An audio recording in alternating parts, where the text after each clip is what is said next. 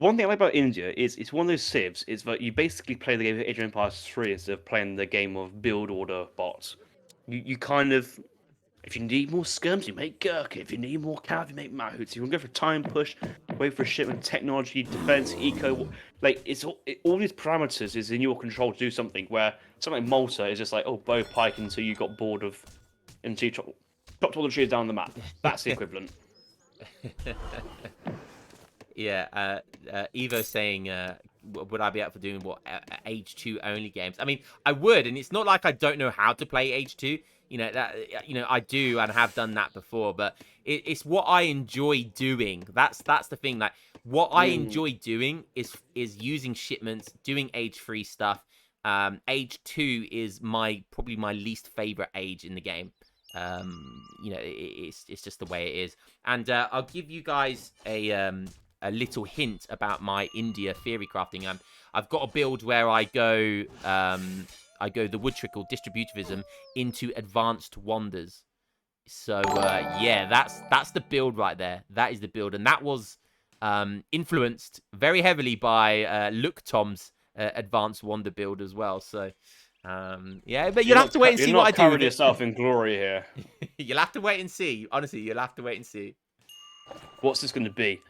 Guard Seaboys with infinite Yurumi shipment in the 4th age. Whoa, line breaking, pioneering that would actually new be strategies. Good. That would actually be good. But it is a good strategy. It is a great strategy. It's a great anti-noob strategy because how do you counter mass sex toys, mass Yurumi when you can't micro? Like you just don't. Yeah. Do you want one better though? Seapoys with infinite 2 rockets. Yeah. Stunned in silence. Stunned in silence. That rocket card is always felt out of place. It's a shocking decision that's in the game. Well, it's like it's got that British links. There's the only need that exists in the game is because there's no Falconet shipment for India. Yeah. Wow. It's the only reason because siege elephants don't kill units. I've lost a few TR20 games due to rockets. I mean, they're constant units. Like they auto detect at age 5 if you get there. So why would you not? Yeah, and I see Izad. Are we milking? Are we milking for another 100 XP here? Oh my god. Oh, that's some nice blocking though. Revnak is not very good at keeping his explorer alive, is he? No, but that's going to take a long time. Yeah, that's going to be dangerous for the whole game now. He's going to be low HP the entire game now until he eventually dies. I did see Big Izad, how you doing? Mentioning my man Yumiyu. And by the way, I remember playing Yumiyu, right, when he was like a second lieutenant. I was probably like a major lieutenant colonel at the time. And Yumiyu was a new player at the time. And this is how old I am. Yumiyu was a new player. I used to bash the shit out of that guy, right? He used to be my bitch, right? Me and my brother used to absolutely bash him. And then I quit the game for a few years. I come back and Yumiyu's like some pro. I'm like, what the fuck? What happened to you? And any else remember the time when Zuta received a recorded game from a player called Hazard54321, PR26, asking how to improve this Japanese mirror on Siberia. So sometimes you come in at a time and you're thinking, that player exists, and then you just look around and go, oh, hang on a minute, and like Unga's most improved player 2021 or 2020, whichever year it was. Julian's like now kind of famed as near unstoppable in a tournament series kind of setting. Next year, Twitch I'm Zage will be, leading the charge to championship victories. I'm just saying, it could happen. It could happen. It very well could. He might still not have any good micro by then as well. So, but a lot of different civs and different strats have proved you don't need micro, but some civs obviously do rely on micro. So it's a bit of a mixed bag of things. Mm-hmm. So, interesting, we've got China are doing very standard China things. Obviously, they're going for the tea export and the French consulate to get that food. Agent with the Summer Palace. That's going to help with his fast fortress as well. I'm playing very standard here. Look, 700 gold into 700 wood. We'll see how that progresses. I'm not a big fan of the standard fast fortress anymore, especially in a lot of matchups like the French and the German matchup. I feel like people are just too good at that matchup anymore, and the fast fortress from China has just been nerfed too many times that it just feels bad now versus those type of matchups. But maybe in this matchup it could work well. Again, the Plume Spearman coming out as soon as the agent comes in for Revnak. He's decided to go for more of a Kinesi style build here, getting that dot down in age 1 and making some boats. Currently has 6 at the moment. And we'll see if that pays off. He's making more of them. Got that community plaza as well. If anyone doesn't know, yes, 1 llama really does give 1.05 wood per second on a community plaza. Moonshine's utilizing the sword of justice to any person who comes in. Hi, I'm new here. Kill. Hi, I'm new here. Kill him. Please, have mercy. Mercy. My client's YouTube. It's YouTube. Kill him. It's okay because I've got my main man Killer Cats, and he's the arbiter of justice. He also has on Discord. He's the only one that has the Greeter tag because he is Mr. Greeter as well. So what I'd say about your China FF, I think one of the things is quite a lot of players are still, well, not still, but they're going for the French consulate fast FF and trying to kind of mitigate the the nerfs to some fast foods and whatever by the French consulate food, which it's not bad. It works out in some matchups, but it does leave you vulnerable in the second age. I think a lot of people, and like when the Temple of Heaven build came in, I think people started to realize actually that China is kind of vulnerable in a weird sense. So it's at the moment because there's no blockhouse, there's no barracks. They're down 5 population. They've only got 1 house. If that house goes down, they're fucked. And they kind of need to wait for that 700 wood, so they can't really do like a pivot, 300 export, get some. He could have Brit Constant now, Musks on the field after going T leads 700 gold, Musks. And you don't need 700 wood if you're going for the Porcelain Tower, is what you could also argue as well. So the fact that he's got forward villages here, so really tucked up behind the town centre, is just not good placement. The Porcelain Tower very nice. The building placement is going to miss his own Minutemen pops. It doesn't make anything too big, but Porcelain Tower HFF, it's good line. You can't say that China's been over nerfed. I mean, I'm standing up for China here. Like China still feels to be a strong civ. Yeah, I don't think it's a bad civ by any stretch of the imagination, but especially if they get for free, if they get to Fast Fortress for free, then that's absolutely brilliant. And that was just over a 7-minute Fast Fortress timing there. That's actually insane, considering he's gone for the eco version as well with Porcelain Tower. So no, it's normal play line. No, it's not. No, it's not. No, it's thanks to the Summer Palace and the French consulate.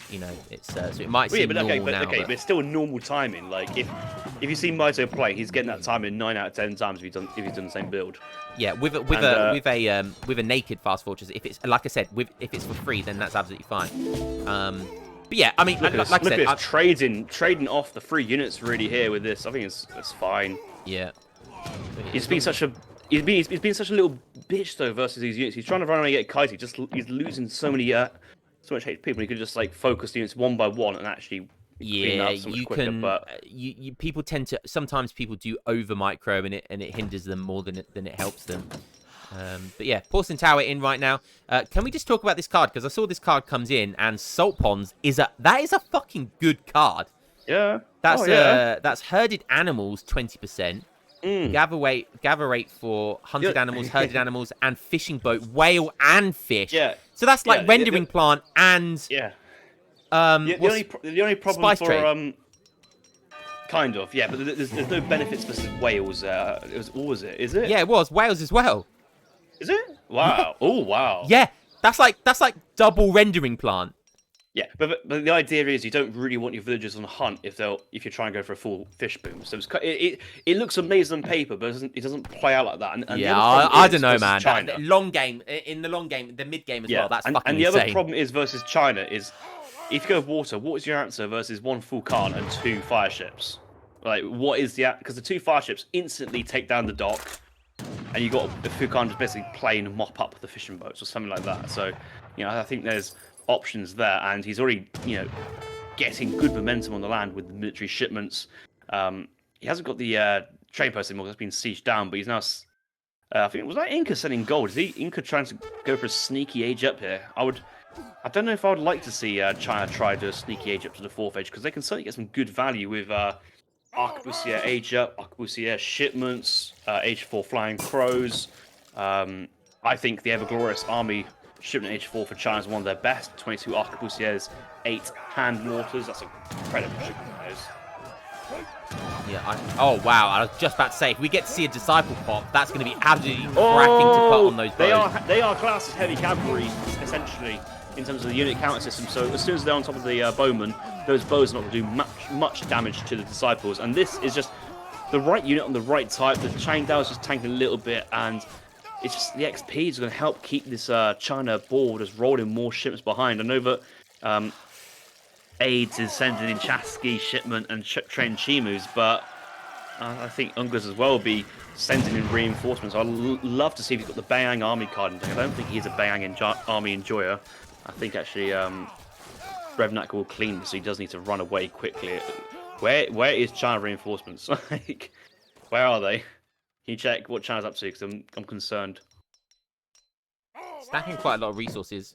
Inca's still in age 2. I've just forgot. I just assumed they're in age 3. Skirm shipment. Oh, but he's booming hard. No. He's booming hard. He's got a lot more villagers. I mean, you've got to take into consideration these 2 wonders do camp a lot. Okay, Brit. Is that a Brit consulate musks or just Brit consulate? A Brit consulate switch. We haven't had any musks all this time. That's a perfect unit versus anything age 2. But yeah. Can we look at Unga's point of view? Does he know about water? Does he know how much extent that Inca's on the water? Because he's got a good wood. None at all. Nope. That's kind of really awkward scouting. I mean, he does have water cards though. Thank God, 1v1 ponds it's called. So he does have that option. But yeah, like you say, he hasn't scouted these. Yeah. It's. I tell you what though, with the full Khan is you can lay siege to the coast because where the base you always get some sort of value by sending a card like that on this map, and there's no harm with China. He's already got to mark it down, so he's pretty got market text. He's pretty fine in terms of eco, so he can put that porcelain tower into it still is on wood, and eventually like I don't need any housing or this. I'm going to go on to build a dock, get a just exploratory fishing boat or whatever, sees the problem and reacts instantly. He's still got the momentum, and the thing is, it takes a long time for the war to pay off. So if he moves in with his army and wins the fight, he's got a lot of red coats. He's got a lot of heavy cavalry. With micro of the skirmishers, he should beat down all the pikes. And Revnak is basically hoping that the chassis card will win him the game, but versus Musk heavy cavalry, it's not looking good. Yeah, that's a lot of skirmishes as well. All of a sudden, and he's obviously double raxing, and I think he just wants to. I think just play it safe here and just constantly keep making cap from now on. I think it's definitely a safer option here, and looking pretty good right now. It's go time. He does have 3 war huts. He's got a TC in the back of his face as well. He is booming like a bitch. Let's have a quick look at Revnak, see what he's doing. Is he aging up? He is. So this is the perfect timing to push in for Ungas right now. Is it going to be enough though? Let's have a look. See, he's got Aymara support in, and these Chasquis are fucking ridiculous. He's obviously got some Coyote runners mixed in there, so Chimu runners mixed in there as well.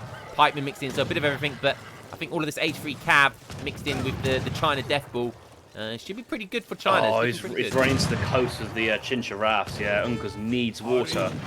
Ungas cannot push this, so Chincharas are horrendously strong versus units, and anything it touches, I think as soon as he's going to have to change the angle, go a little bit more down to the southern side, and try to stay away from the coast. And Revnak's just going to try and keep basing him towards the coast. So it's 3 Chincharas. I know the next card now is going to be a full Khan from Ungas, but will he realise that he needs more than just the full Khan? Because it's just one full Khan is not going to work.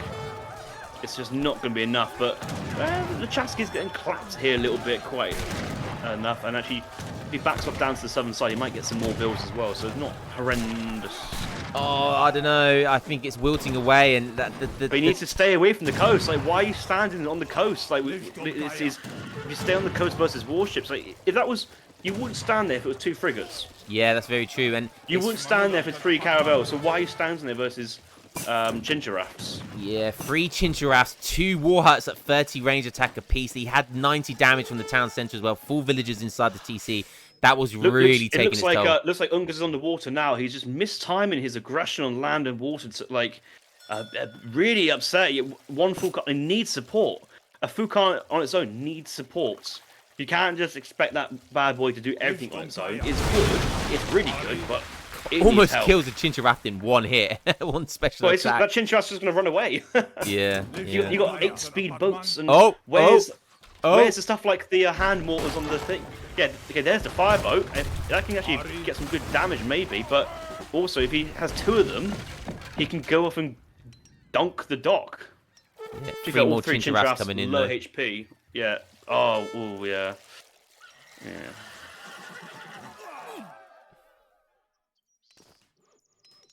Scores neck and neck. If Inca is safely in the third age. That's the biggest problem, though. He's safely in the third age. Not like, oh, I'm hanging on. And don't attack the fishing boats and the fire ship. You need that for the dock kill and the chinchas. You just need behind as well. Spreading out. It's just it's not a chincha kill. Oh, he's almost got that special ability back, and he can kill it in one now if he decides to use it. Oh no, these just did get upgraded, didn't they? Oh, very nice. Oh, and the double whammy with the fire ship. Let's go. This is some nice micro, but oh, look at it. 3 more coming in. More fire junks coming. Let's go. I can't believe these things only cost 200 resources. They're so good. Well, they are cost effective. Well, they're not cost effective against anything. It's high impact, but they're not cost effective. Yeah, I see what you're saying. And we've done some good damage. No, keep firing. Oh, that's fortunate. Another war jump coming in there. Another one fire jump coming in. Oh, he's gonna kill another one. There used to be an area effect on it, but I don't think there is anymore. Oh, it's very minor. Two area effect on water is nothing. Yeah, it's almost negligible. I mean, it's good for against fishing boats, but not really anything else. Yeah, I'm going to hit that resign button. I've got to say, I'm just a little bit upset that with a Porcelain Wood Triple Tower, we weren't exploring options of laying siege via water earlier and kind of like a combined assault, because you know that a player like Hazza will be on top of that in terms of pushing land and water at the same time. He was the master of just getting a bit of both, and the thing is, sometimes the best thing about that is when it gets too hot on the land, you can bail into the water. If it's too hot into the water, you can run to the land, and it crosses over each other so well. What I think Unga should have done earlier is, he's now shipping 7 hand mortars. I really like hand mortars, the hand mortars card. One of the reasons is when you use your hand mortars, especially in this situation, unless he's got hurricanes, you force the fight to come to you. What Ungas did there was make the mistake of just diving in. He hadn't scouted the water. I think that's the costliest thing he's done this game, was not realizing that he was on water, and because of that, he decided to dive in and got once he saw the water, he still walked to the coast. That's true. That's very true. Yeah, he underestimated Chincharaths. He 100% underestimated them. Chincharaths used to be even stronger when Inca first came out. Even stronger. Oh, heat-seeking missiles on the mortars there. Yeah, I love that. They look like they definitely should have missed. Yeah. And he's missed by 100 meters. Oh, still a kill. What? Some interesting area effect around there. Yeah. Well, let's hit that GG button, I think. Maybe. I mean, scores are still close, and technically Ungas is in front, so I mean, it's not over. If this can be cleaned up, he doesn't have any. Yeah, I mean, yeah, it depends. It does depend on the fight. I suppose it does depend on the fight, and classic. You can just get into a Chincha, but the Chincha is quite low HP. If he gets into it and you siege it too long, there's potential for a big upset here if he thinks he's going to get the entire army into that boat. He's trying. I think he's trying, but no, he's got too much land mass. It's unfortunate that he's having to buy Dora back. That's 300 coin, and it's not going to be worth it now. The fight's going to be over by the time he gets in here. Yeah, it takes too long, and I think it goes 300 coin gets sent to Revnak as well. I don't know actually. Oh, look at the floatage. He's probably only got 1 Rax anyway. I mean, at this point, you just try and go for the industrial, but he needs to try and survive, and I don't think he's going to have enough units to survive. And there's no point trading off the army to then go industrial. Like that's even worse play. Yeah, he's realizing now sending. It's just too late. I think it's. That's just button playing now. I want to send some cav, but I can't see him continuing this game. Yeah, he's double raxing some cav, but can't see it being enough. I'm not sure what he's doing with another War Academy, but here we are. Oh, he did up to 2 racks. Okay, that's fine. That's fine. But yeah. The other thing Maito said as well was that Unga should have made a war junk earlier on. Like war junk is supporting the full can't be quite nice because the thing is the fire ships are great if you're only making 2 or 3 to do a single job and done. But when you're starting to make your 9th fireboat, you kind of you're kind of thinking I could have had a second full can at this point. Yeah. I did enjoy that the fire junks there. I'm not gonna lie, that was enjoyable.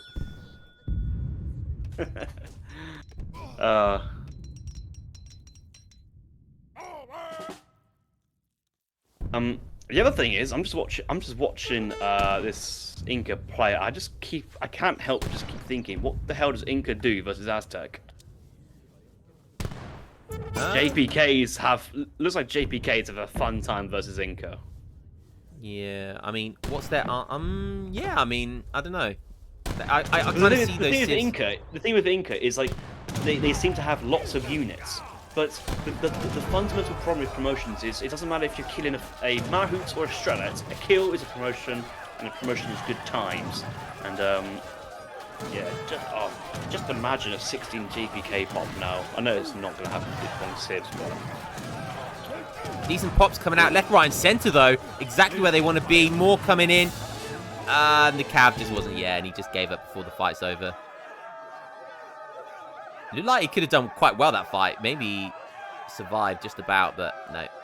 GG. 58 vils for Revnak, plus all of his canchers. Which he wasn't max cancher, by the way. But earlier, there was a time when if Ungus had Bayang army in his deck, that'd been a great card because he was kind of lacking a Dragoon this entire game, wasn't he? Yeah, I was going to say, Manchu would have been great here. Like, Manchu would have been great a lot earlier. Yeah, Manchu's great. I don't like double-faced. I don't like this. I don't like territorial army in deck, and I'm not a massive fan of double-faced armor these days. I do prefer to have Bayang army and Keshik. It's extra unit shipments you just need. Yeah. I think Iron Troops is important in certain matchups as well. I'm not as much of a fan. Oh, fuck off, Maito, you Canadian cunt. Yeah. You want to fight? You want to do it? Do you want to out-China me? I'm the gatekeeper. You think you're better than the gatekeeper? I'm not gonna lie, you do fucking jizz over that card, Bayang Army. It's a good card. I'm not saying it's not, but you mention it every fucking time. It's like the Yumi shipment for India because it's a food-based card. The amount of positive momentum that it generates for your game. You get a game of China. You get that big baguette animation down your throat going, and you will send the card and you will say, "Dude, that card made me beat Ungus." Ungus was typing GG, damn, and I was clapping his ass, bent him over, giving him a good spanking.